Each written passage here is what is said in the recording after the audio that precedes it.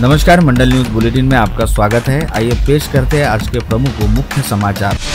कपास खरीदी के नाम पर किसानों के साथ ठगी करने वाले 6 सदस्यों को पुलिस ने पकड़ने में सफलता प्राप्त की है। इन जालसाजों के पास से पुलिस ने 2,50,000 रुपए नगद समेत अन्य साहित्य जब्त किए हैं। यह कार्रवाई सिरकेट पुलिस के दल ने निम्बी ग्राम में की है। पकड़े गए आरोपियों के नाम नायगांव निवासी तनवीर अहमद, मोहम्मद जमीर, राजिक खान, नूर खान, जाफर बेग, जमीर बेग, बारशी टाकली निवासी मोहम्मद तजक्कीर, मोहम्मद जमीर, मनोहर श्रीराम भावाने और अमरावती जिले के सालोरा खुर्द निवासी योगेश वाटोडकर है। जानकारी के मुताबिक जिले के सिरकेट थाना क्षेत्र के निम्बी ग्राम में कपास बिक्री को लेकर 15 मार्च को किसान और कपास खरीदी करने वाले व्यापारियों के बीच कपास की तोलाई को लेकर विवाद शुरू रहने की जानकारी प्राप्त होते ही सिरकेट थाने के थानेदार सचिन लुले अपने दल के साथ निम्बू ग्राम पहुंचे। तब पता चला कि किसानों के पास खरीदी करने के लिए 8 से 10 व्यापारी एजेंट योगेश वाटोडकर के जरिए निम्बी ग्राम पहुंचे थे।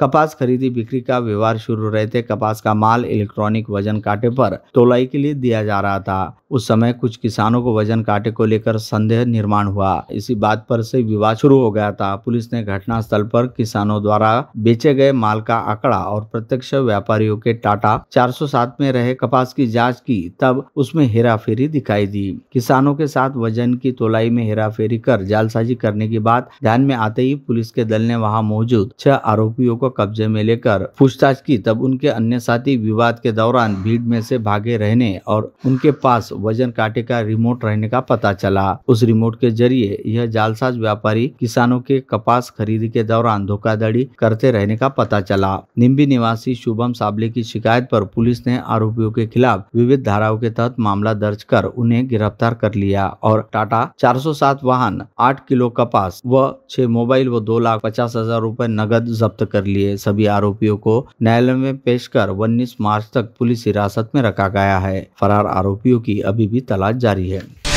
प्रहार जनशक्ति पार्टी के संस्थापक अध्यक्ष एवं पूर्व विधायक बच्चू कडू ने हमेशा की तरह किसानों, दिव्यांगों एवं जरूरतमंदों के साथ हो रहे अन्याय के खिलाफ आवाज उठाई तथा विभिन्न विरोध प्रदर्शनों के माध्यम से सरकार का ध्यान आकर्षित किया। संपूर्ण राज्य में यह राजनीतिक नेता अपने परिवारों के साथ धूलिवंदन का त्योहार मना रहे थे। वही बच्चू कडू और उनके साथी शुक्रवार को किसानों की कर्ज माफी के मुद्दे पर सरकार से जवाब मांगने के लिए सड़कों पर उतरे। इस अवसर पर लोगों ने सड़कों पर रंग पोतकर के अंदाज में सरकार की नीतियों और झूठे वादों के खिलाफ अपना विरोध जताया। मायावती सरकार ने अपने घोषणा पत्र में किसानों के लिए कर्ज माफी की घोषणा की थी, लेकिन यह अभी तक पूरी नहीं हुई है। इसलिए बच्चू कडू ने सरकार के खिलाफ अपना गुस्सा व्यक्त किया। इस दौरान उन्होंने पूछा कि किसानों का कर्ज कब माफ होगा या फिर सिर्फ भगवा, हरा और नीला रंग की ही राजनीति करेंगे। इस आंदोलन में सैकड़ों प्रहार कार्यकर्ताओं ने भाग लिया और संत गाडगे बाबा अभिषेक परिसर को रंगरोधन कर एक अलग सामाजिक संदेश दिया। खरं तर रंगपंचमी हा उत्सव आहे, पण त्याला आम्ही मागणीच्या याच्यात परिवर्तित केलेला आहे।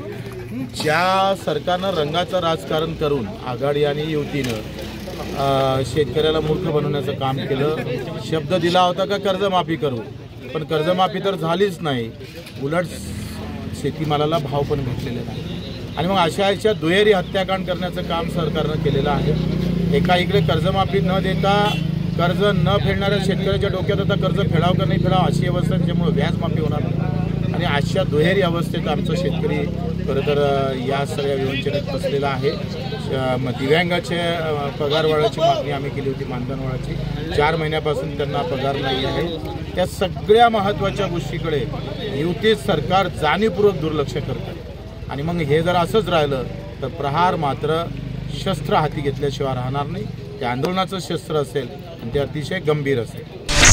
होली खेलने के बाद सारंगपुरी तालाब के पास नाले में तैरने गए बालक की डूबकर मौत हो गई। 8वीं कक्षा का विद्यार्थी राजवीर संतोष तंवर इसकी पानी में डूबने से मौत हो गई और सुजल चांदोलकर पर उपचार शुरू है। होली खेलने के बाद सारंगपुरी तालाब के पास नाले में तैरने गए 4-5 विद्यार्थियों में से 2 विद्यार्थी राजवीर संतोष तंवर और सुजल गजानन चांदोलकर नाले में डूब गए। दोनों को नाले से बाहर निकाला गया और उपचार के लिए भेजा गया, जिसमें राजवीर संतोष तंवर को डॉक्टर डॉक्टर ने मृत घोषित किया, जबकि सुजल गजानन चांदूरकर का उपजिला अस्पताल में उपचार शुरू है। इस अप्रिय घटना की जानकारी शहर में पता चलते ही पूरे शहर में शोक की लहर है। आरवी शहर में व आसपास के पूरे परिसर में होली का त्योहार शांतिपूर्ण मनाया गया। सुरक्षा के पूरे इंतजाम भी रखे गए थे, जिसमें किसी प्रकार की परेशानी नहीं हुई। मुस्लिम समाज बंधुओं की रमजान की जुमे की नमाज भी पूरे जोशों से हुई। सभी ने अपना भाईचारा कायम रखते हुए अपने अपने धर्म के प्रति अपनी निष्ठा रखकर भाईचारा को कायम रखा, परंतु काल के चक्र से कोई नहीं बच सकता, जिससे पानी में डूबकर एक बालक की मौत हो गई। गांव में शोक की लहर व्याप्त है। नागरिकों की सतर्कता से 4 गोवंश को जीवनदान मिला है, जबकि वाहन में से सांस घुटने के कारण एक बछड़े की मृत्यु हो गई। शेंदुरजना थाना क्षेत्र के पिपलागढ़ फाटा के पास पांडरी रोड पर रात करीब 11:30 बजे कुछ लोगों ने एक वाहन को रोका। उस वाहन में गोवंश की यातायात होने की बात पता चलने पर इसकी जानकारी शेंदुरजना घाट पुलिस को दी गई। पीएसआई शेगोकार व उसकी टीम मौके पर पहुंची। इस समय बेलोरो पिकअप वाहन रास्ते के समीपस्थ नाले में फंसा हुआ था। वहां मौजूद लोगों ने बताया कि वह वाहन पांडुरना से वरुड़ जा रहा था। उन्होंने वाहन का पीछा किया, तब वाहन चालक ने वाहन को नाले में ले गया और वहां से चालक ने पलायन किया। वाहन में जानवरों को अवैध तौर पर निर्ममता से ठूसकर कत्ल के लिए ले जाया जा रहा था, जिसमें 48,000 मूल्य की 3 वर्ष आयु की 4 गाय, 3 लाख रुपए कीमत का बेलोरो पिकअप वाहन, ऐसा कुल 3,48,000 रुपए का माल व एक गोवंश का बछड़ा मृत हालत में दिखाई दिया। इस वाहन को उपस्थित लोगों की सहायता से नाले से बाहर निकाल कर वाहन को चाबी नहीं रहने से उस वाहन को बंद स्थिति में दूसरे वाहन की सहायता से गोवंश सहित वरुण में लाया गया। वाहन चालक के खिलाफ शेंदुरजना घाट पुलिस ने अपराध दर्ज किया है। मेलघाट के गांवों में 13 और 14 मार्च को होली धूमधाम से मनाई जा रही थी, परंतु इसी समय में धारनी तहसील के अकोट वन्यजीव विभाग के गोलाई सर्कल के जंगल में आग का तांडव हुआ। इस समय संबंधित कर्मचारी अनुपस्थित रहने से बड़े प्रमाण में जंगल की बर्बादी हुई, ऐसी गंभीर जानकारी है। धारनी से दक्षिण दिशा में 65 किलोमीटर दूर बसा गांव गोलाई के नजदीकी जंगल में 13 मार्च को अज्ञात कारण में आग लगने की जानकारी गांववासियों ने दी, परंतु मेलघाट बाग प्रकल्प के कर्मचारियों को इस आग के बारे में समझा नहीं था, परंतु 2 दिनों तक आग जलती रही। गांव में होली और सोमठाना के जंगल में वन जलकर खाक होने की प्रक्रिया शुरू थी। आग लगने का स्थानीय यानी घटनास्थल यह अकोट वन्यजीव की धूलघाट रेलवे रेंज और प्रादेशिक के सुपुर्दा रेंज के जंगल में सटकर रहने के कारण इस ओर ज्यादा अनदेखी हुई।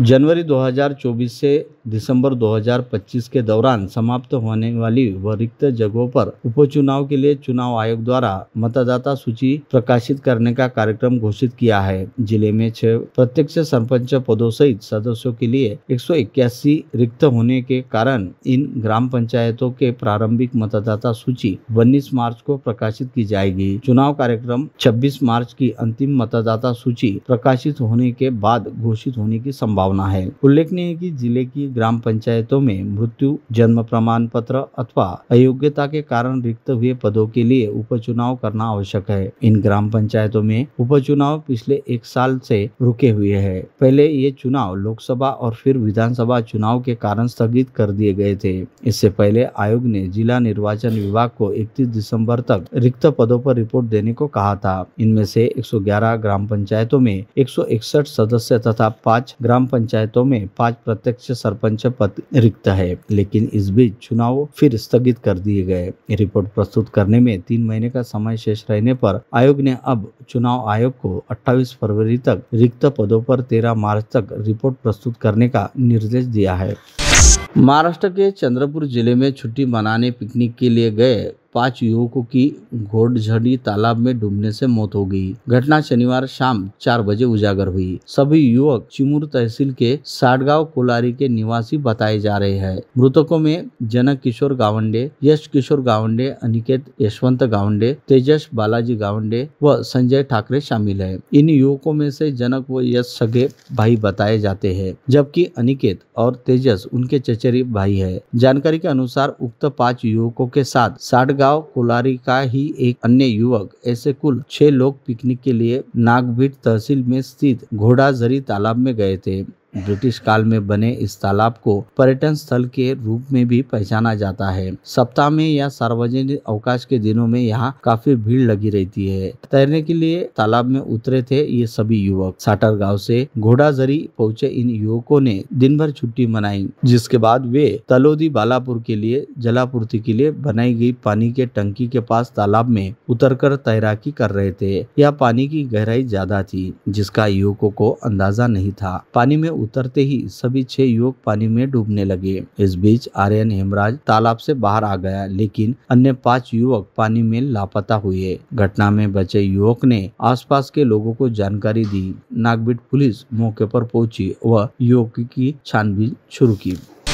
धामनगांव तहसील के जूना धामनगांव में बालाजी मंगल कार्यालय के पीछे स्थित एक गोदाम के पास खड़े 2 ट्रकों से कोरोमंडल कंपनी के 50 खाद के बोरे चोरी होने की घटना शुक्रवार को सामने आई। दत्तापुर पुलिस ने तेज कार्रवाई करते हुए महज 2 घंटों में चोरों को पकड़ लिया और चोरी किया गया माल भी जब्त कर लिया। इस संबंध में दत्तापुर पुलिस थाने में गोदाम इंचार्ज मयूर विजय गवनेवार ने शिकायत दर्ज कराई थी। यह गोदाम जयेश लड्डा का है और वह बालाजी मंगल कार्यालय के पीछे स्थित है। ट्रक चालक पवन बंशीलाल जोशी ने और चालक मनोज मधुकर दूध ने ट्रक को गोदाम के बाहर खड़ा किया था। दोनों ने ट्रक को तिरपाल से ढककर अपने घर चले गए थे, लेकिन शुक्रवार सुबह जब गोदाम के मैनेजर राजेश वानखड़े और मयूर गहरवार वहां पहुंचे और उन्होंने देखा कि ट्रक की तिरपाल हटाई गई थी। जब उन्होंने अंदर देखा तो खाद के बोरे गायब थे, जिसके आधार पर उन्होंने पुलिस में शिकायत दर्ज की और पुलिस ने तुरंत आरोपियों को अपने कब्जे में लिया।